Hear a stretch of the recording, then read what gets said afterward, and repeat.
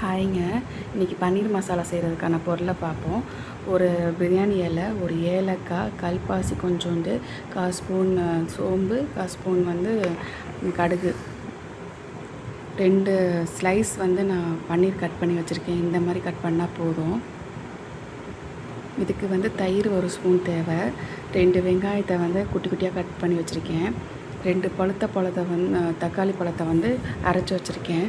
அரைக்கிறதுக்கு அப்புறம் 1/4 ஸ்பூன் மஞ்சத்தூள், சாம்பார் பொடி 1 ஸ்பூனு, அதுக்கப்புறம் மல்லிப்பொடி 1 ஸ்பூன் போட்டிருக்கேன். நான் கரம் மசாலா இந்த மாதிரி எதுவுமே நான் போட மாட்டேன். தேங்காய் 2 ஸ்பூன் திருவி வச்சுருக்கேன். ஸ்டாரு, கிராம்பு 1, ஏலக்காய் 1, 1/4 ஸ்பூன் சோம்பு, குட்டியூண்டு பட்டை. இதில் பொட்டுக்கடலை போடணும், 2 ஸ்பூன் பொட்டுக்கடலை. ஏன்னா இது கொஞ்சம் கெட்டித்தன்மையை கொடுக்கும். அதனால் நம்ம பொட்டுக்கடலை போட்டுக்கலாம். 2 பூண்டு, குட்டியாக இஞ்சி, இது எல்லாமே நான் சேர்த்து அரைச்சிருவேங்க. அரைக்கிறதுக்கான திங்ஸ் இதெல்லாம். இந்த அளவுக்கு இஞ்சி போட்டால் போதும். தோசைக்கல்லும் கடாயும் வச்சுருக்கேன். தோசைக்கல்லில் 1 ஸ்பூன் நெய்யும், கடாயில் 1 ஸ்பூன் நெய்யும். ஏன்னா நம்ம நெய்யில் தான் செய்ய போகிறோம். தோசைக்கல்லில் பன்னீரை போட்டு ஃப்ரை பண்ணி எடுத்துக்கலாம். இது நெய் ஊறுகட்டும். இந்த 1 ஸ்பூனே நம்ம அந்த 2 ஸ்லைஸையும் வறுக்கிறது கரெக்டாக இருக்கும்.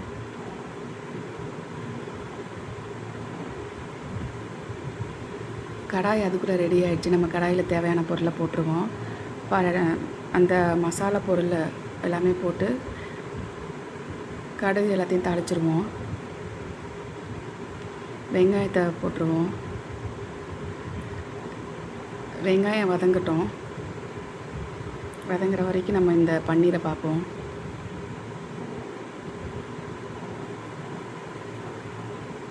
உப்பு இப்போதைக்கு கொஞ்சமாக போட்டிருக்கேங்க. அதுக்கப்புறம் தேவைப்பட்டால் நம்ம உப்பு போட்டுக்குவோம். இது சின்ன பையனுக்காக செய்கிறதுனால உப்பு கொஞ்சம் பார்த்து போடுவோம். கறி மசாலா இந்த மாதிரி மசாலா ஐட்டமே ரொம்ப கொஞ்சம் குறைவாகவே போட்டுக்குவோம். இப்போ நெய் உருகிருச்சு. இதில் நம்ம பன்னீரை போட்டு ஃப்ரை பண்ணி எடுத்துக்குவோம். கொஞ்சம் பார்த்து போடுங்க, தெரிக்கும்.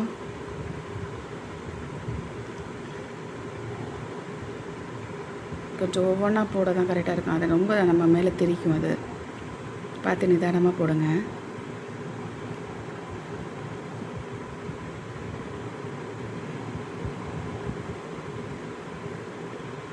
இந்த 2 ஸ்லைஸுன்றது நம்ம கட் பண்ணி போட்டால் கொஞ்சம் நிறையா வரும். இந்த ப்ரௌன் கலர் வந்தால் போதும். அது அளவுக்கு நம்ம ஃப்ரை பண்ணிக்கலாம். ஏன்னா நம்ம எண்ணெயில் போட்டோம்னா அது ரொம்ப ஹெல்த்தி இல்லைல்ல. அதனால் நம்ம 1 ஸ்பூன் நம்ம இப்படியே தாளிச்சிக்கலாம். நம்ம தோசைக்கல்லே வச்சு ஃப்ரை பண்ணி எடுத்துக்கலாம். இது ரொம்பவும் நம்ம எண்ணெயே ஆகாது. நெய் போட்டாலும் ரொம்பவும் போட தேவையில்லை. 1 ஸ்பூன் நெய்யிலே எல்லாத்தையுமே புரட்டி எடுத்துக்கலாம். இந்த அளவுக்கு வந்தால் மட்டும் போதும். ஒவ்வொரு பன்னீர் வேகாமல் இருக்குது, ஃப்ரை ஆகாமல் இருக்குது. அது வரைக்கும் நம்ம வெயிட் பண்ணுவோம்.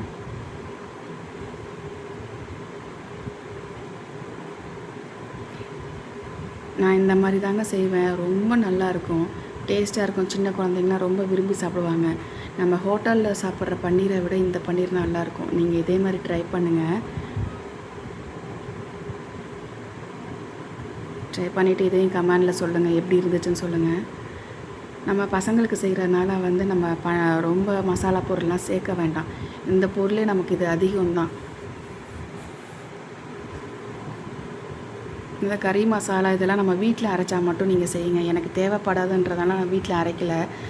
நான் இனிமேல் அந்த அரைச்சேன்னா அது உங்களுக்கு ரெசிபி போடுறேன். கறி மசாலா ரெசிபி வேணுங்கிறவங்க கமெண்ட்டில் சொல்லுங்கள். நான் அது ஒரு நாள் செஞ்சு காமிக்கிறேன்.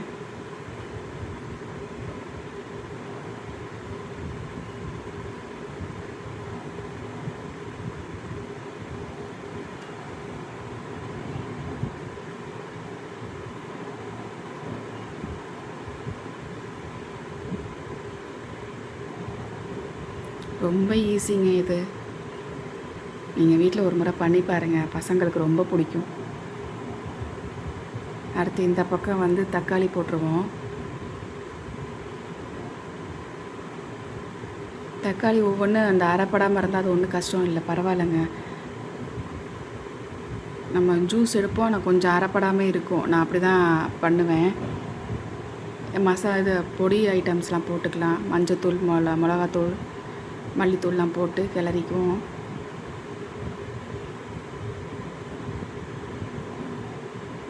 இங்கே பன்னீர் எல்லாமே ரெடி ஆயிடுச்சு, எடுத்து வச்சுக்கலாம். நம்ம இப்போவே போட போகிறது கிடையாது. இந்த தோசைக்கல்லில் இருக்கிற நெய் வேஸ்ட் ஆகாதுங்க. நான் இதில் தோசை ஊற்றிக்குவேன்.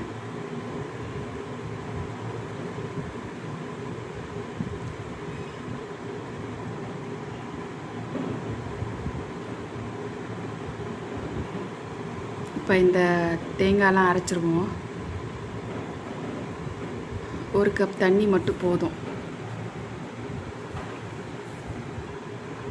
இது கொதிக்கட்டும். கொதிச்சதுக்கப்புறம் பார்ப்போம். இங்கே தயிர் போடலாம். தயிர் போட்டு கிளறிக்குவோம்.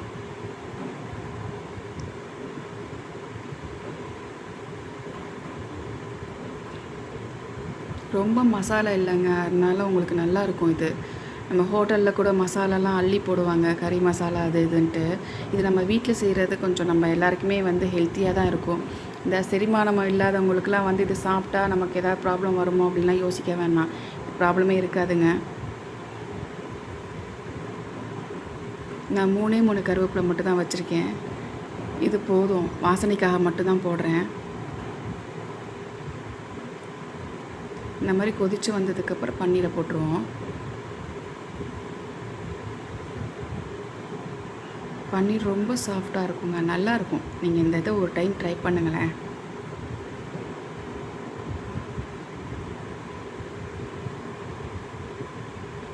இந்த மாதிரி கொதித்து வந்ததுக்கப்புறம் தேங்காய் அரைச்சதை ஊற்றுவோம். நான் தேங்காய் ப்ளைனாக அரைச்சிட்டு அதில் கொஞ்சம் தண்ணி கலந்துருக்கேன், அதனால் நிறையா இருக்குன்னா யோசிக்காதீங்க. இது கரெக்டான அளவு. நான் 2 ஸ்பூன் தேங்காய் தானே போட்டிருக்கேன். அந்த கெட்டித்தன்மைக்கு தான் பொட்டுக்கடலை போட்டிருக்கேன். நீங்கள் உங்கள் வீட்டில் வந்து முந்திரி இருந்தால் முந்திரி போட்டுக்குங்க. நான் முந்திரி போடலை.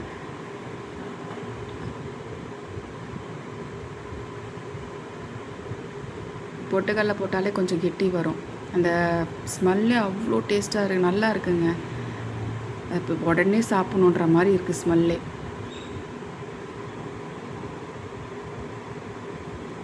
இது கெட்டியாயிரும்.